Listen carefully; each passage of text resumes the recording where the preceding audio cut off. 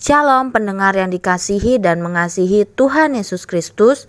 Berjumpa lagi dengan saya Cynthia dalam waktu teduh. Marilah kita menyiapkan hati kita untuk mendengarkan firman Tuhan.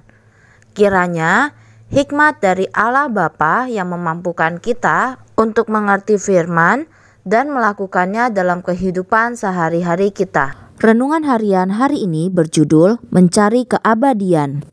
Bacaan Alkitab hari ini diambil dari 2 Korintus 5 ayat 1-8. Demikian firman Tuhan. Karena kami tahu bahwa jika kemah tempat kediaman kami di bumi ini dibongkar, Allah telah menyediakan suatu tempat kediaman di sorga bagi kita, suatu tempat kediaman yang kekal yang tidak dibuat oleh tangan manusia. Selama kita di dalam kemah ini, kita mengeluh karena kita rindu mengenakan tempat kediaman sorgawi di atas tempat kediaman kita yang sekarang ini, sebab dengan demikian kita dapat berpakaian dan tidak kedapatan telanjang.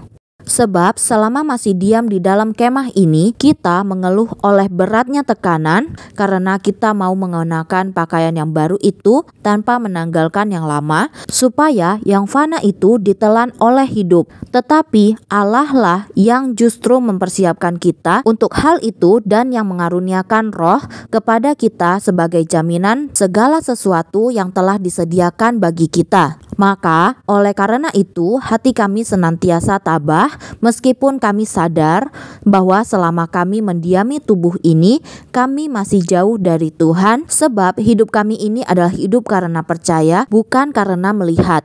Tetapi hati kami tabah dan terlebih suka kami beralih dari tubuh ini untuk menetap pada Tuhan. Nats pembimbing hari ini diambil dari 2 Korintus 5 ayat 2. Demikian firman Tuhan. Selama kita di dalam kemah ini, kita mengeluh karena kita rindu mengenakan tempat kediaman sorgawi di atas tempat kediaman kita yang sekarang ini. Setidaknya ada selusin multi-jutawan yang telah mewariskan uang bagi diri mereka sendiri karena mereka ingin dihidupkan kembali setelah mati. Para pencari keabadian ini telah berencana untuk dibekukan secara kriogenik dengan suhu sangat rendah setelah mereka mati.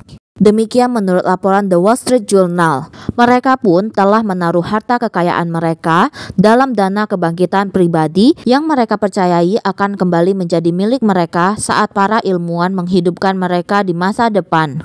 Walaupun demikian, meski penghidupan kembali itu memungkinkan, mencari hidup yang kekal di luar Dia yang abadi adalah seperti mengejar mimpi yang sukar ditangkap. Paulus menegaskan bahwa hanya Tuhanlah yang menjadi sumber keabadian. 1 Timotius 6 ayat 16. Karakter dan tindakan-tindakannya kekal.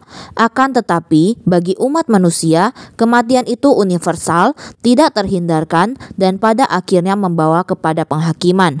Ibrani 9 ayat 27. Ini semua merupakan akibat dari dosa kita yang hanya dapat dilawan oleh penebusan melalui Yesus Kristus. Yohanes 3 ayat 15 dan 16. Melalui kebangkitannya, Yesus telah mematahkan kuasa maut dan menunjukkan kepada umat manusia jalan menuju keabadian. 2 Timotius 1 ayat 10. Dalam menanggapi kematian, kita tidak perlu mengawetkan tubuh fisik kita secara kriogenik, melainkan bersiap sedia menyongsong kematian kita dengan menerima karunia hidup kekal di dalam Yesus.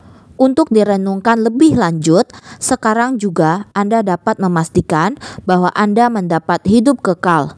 Akuilah bahwa Anda berdosa dan bahwa Yesus mati untuk menggantikan Anda agar Anda diampuni dan mendapat hidup kekal. Di manakah Anda akan melewatkan kekekalan? Demikianlah renungan harian hari ini. Sampai jumpa lagi pada kesempatan berikutnya. Tuhan Yesus memberkati kita semua.